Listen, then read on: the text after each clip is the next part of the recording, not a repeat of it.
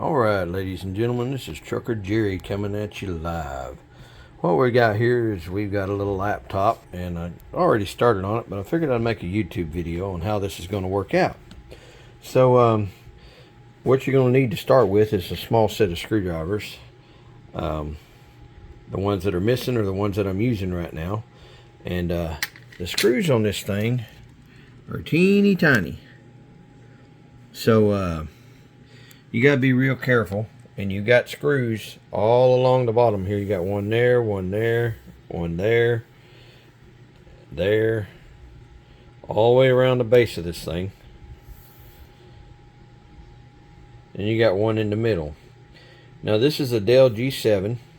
It's got the Alienware control panel in it.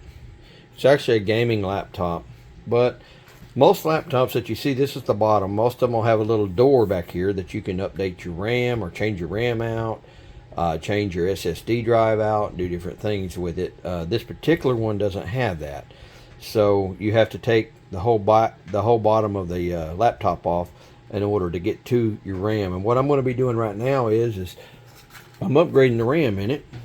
Right now it currently has two 8 gig sticks of DDR4. And I'm upgrading it to two 16 gig sticks at DDR4 at a faster speed at 3200. Now, you don't really need this much, but I like to play with this kind of stuff, so I figured, what the hey, I'll go ahead and do it. Later on, I'll be doing the SSD drive. I'll make a video on that as well. I'm going to pause the video, and I'll continue it as I move through after I get the back off. I've removed the screws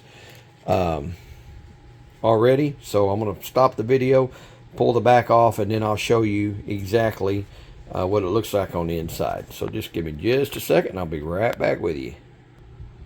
Alright, this is Trucker Jerry back at with you right now. Here we go. We got the back off. All we done was had to lift it up and kind of move it back and forth a little bit, and it come right off. These are your fans, cooling fans, to keep the unit on the laptop cool. With your little bars here, your heat sink bars that run across like that. So this is what you can get into. You could actually change the fans out. I've done a little bit of research on that.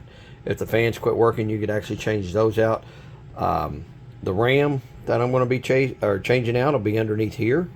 I'll be pulling out the old RAM. Let's see if we can go ahead and pull that up and have a look-see.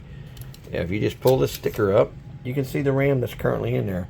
And these are 8 gig sticks. These are what came with the laptop. There's one there. Now let me see here. And there's one right here. This is the battery. You can replace the battery in this unit. But you got to take the back off. And then your drives are over here. Your SSD drives over here. Oop, there we go. Kind of hard to do this. I'm not used to filming and making stuff. I see a lot of people wearing gloves, rubber gloves, and for static. The reason they do that is for static. If you build up static in your body, and you know how you go across the carpet and you shock somebody or something, you can actually ruin the computer or some of the components on the inside. So what I do is I just make sure that I'm static free. I'm on the linoleum floor, and I just kind of destatic myself the best I can. And I've done enough of these. I used to build desktop computers on the hardware side and install the operating systems for people all the time. We'd order parts from like Newegg and different places, but laptop I'm fairly new to, so I wanted to dig into this myself and learn some stuff as I went as well. But once again, I'm going to pause this video, and I'll start it back up here shortly. Alrighty, now just wanted to show you the new RAM and the old RAM. The top one is the old RAM, and this is the new RAM that I'm putting in. This is the 8 gig and this is the 16 gig. And what I had to do, I'm gonna get down here real close, or semi-close, lift this up. There we go. I don't know if you can see it or not. There we go. There's a little clip right there, and there's one over here on this side. Where's it at? Right there. And you got to push them in on both sides, and the RAM just pops up and you pull it out. So anyways, I'll be replacing this side and this other side on this video, and I'm sorry about the video. I'm not good at making these videos. I'm kind of new to YouTube, but hopefully as time goes on I'll get better about doing this. But you basically get the idea of what I'm doing here. So bear with me and I'll be right back as we move along. Okay, the computer's back together. I put in all the screws, tightened them up. The tricky part was getting it lined back up and then getting the screw holes. Once you got it lined back up, it snapped into place, and then I was able to go ahead and put the screws in.